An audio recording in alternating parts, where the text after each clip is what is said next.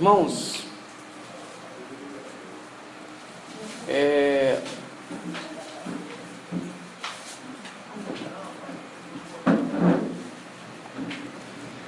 semana passada, Isaí teve um comércio que mudou a fachada. Muitos comércios estão mudando assim, tirando as portas normais e colocando portas de vidro, e alguns botam, como lá na eletrônica, uma película,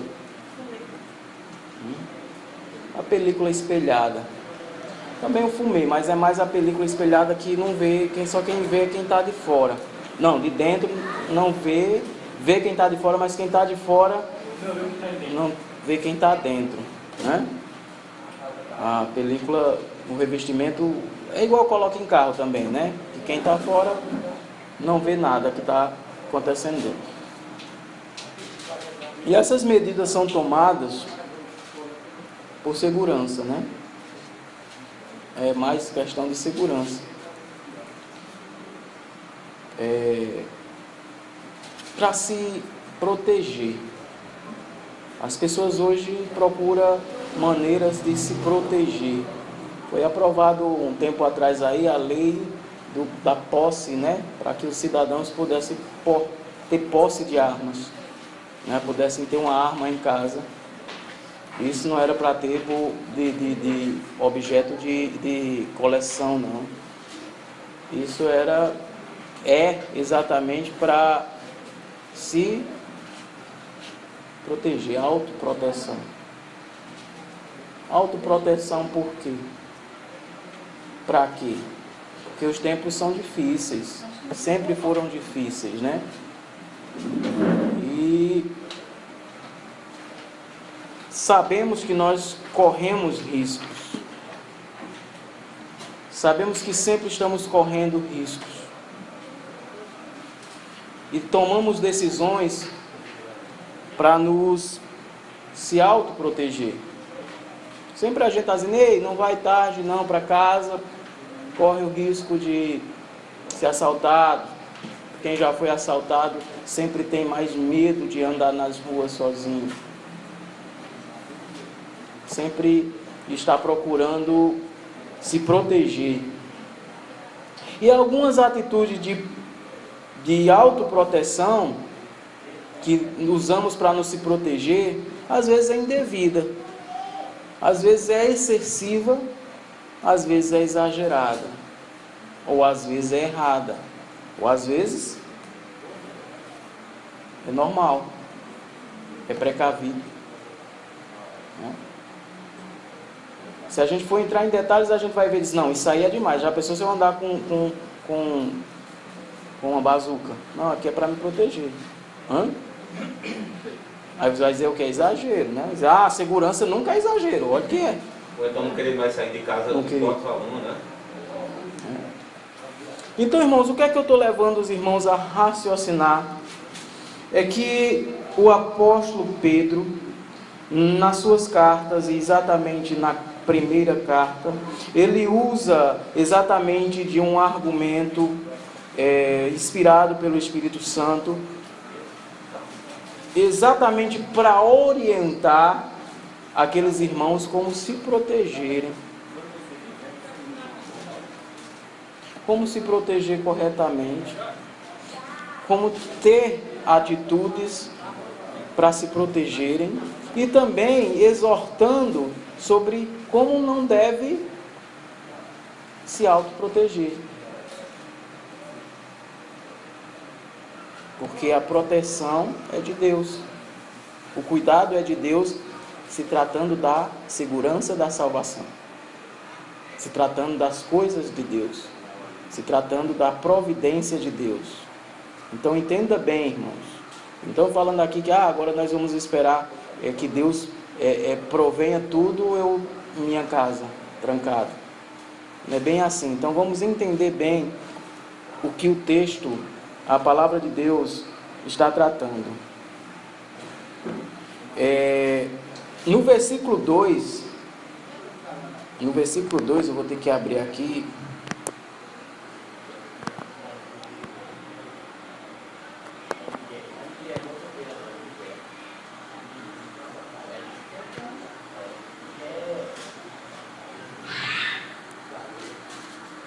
Primeira Pedro, capítulo 1, versículo de 1 a 21, né?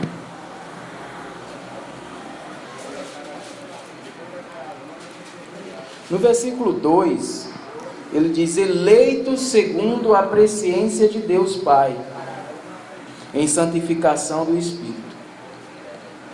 Pedro lembra aqueles irmãos o quê? Da eleição. Ele informa aqueles irmãos da esperança que eles foram chamados. E ele segue para santificação do Espírito e para quê? Para a obediência. A obediência e a aspersão do sangue de Jesus Cristo. Graça e paz vos sejam multiplicadas. Chamados para obediência. Mas vê que e só isso aqui não é suficiente. Ele não fecha a carta aí. O apóstolo orienta agora para a maneira de viver. Versículo 6. Em que vós grandemente vos alegrais, ainda que agora importa, sendo necessário que estejais por um pouco contristados com quê? Com várias tentações, enfrentando lutas, enfrentando dificuldades. Mas no 7 diz: para que a prova da vossa fé, muito mais preciosa do que o ouro que perece e é provado pelo fogo, se ache em louvor e honra e glória na revelação de Jesus Cristo.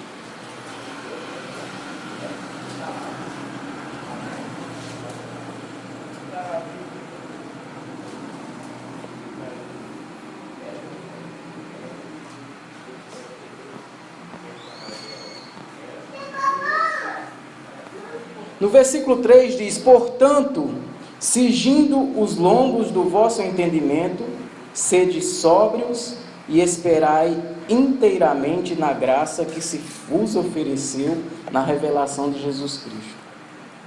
Esperai inteiramente na graça. Vamos tirar esse eco aqui. Está falando um eco? Tá legal esse eco. Tá. Tá falando pra baixo. Tá aparecendo lá no seu. Esperar inteiramente na graça. A expressão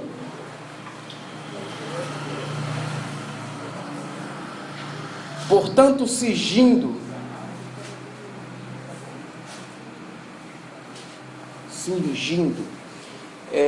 quando você vai ver essa questão de cingindo, ele vai estar levando em conta a roupa do judeu, né? Eles usavam um cinto, né? Um cinto que ele era tipo um vestido, né? Eu vi a foto. Né? Eu vi uma foto da roupa. Ele tem um cinto, né? Que eles usavam. Esse cinto, às vezes, eles atravessavam aqui, ou era o cinto aqui, mas era para segurar mais a roupa, cingir a roupa. E às vezes, na hora de uma precisão, eles tinham que puxar a roupa e na hora de uma carreira de vestido não dá para correr, né? Precisava da ajuda do cinto, de cingir.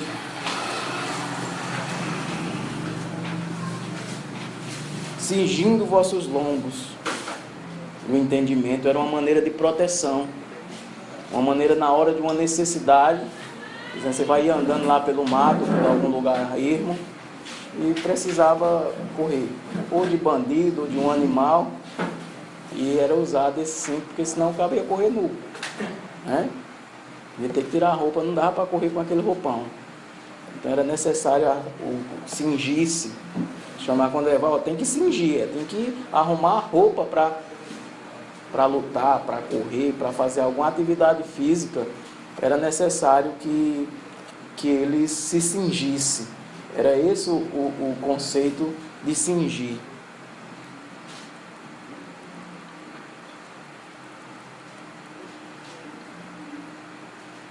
Então essa advertência de Pedro de cingir é que devemos proteger, que ele diz, portanto, cingindo os lombos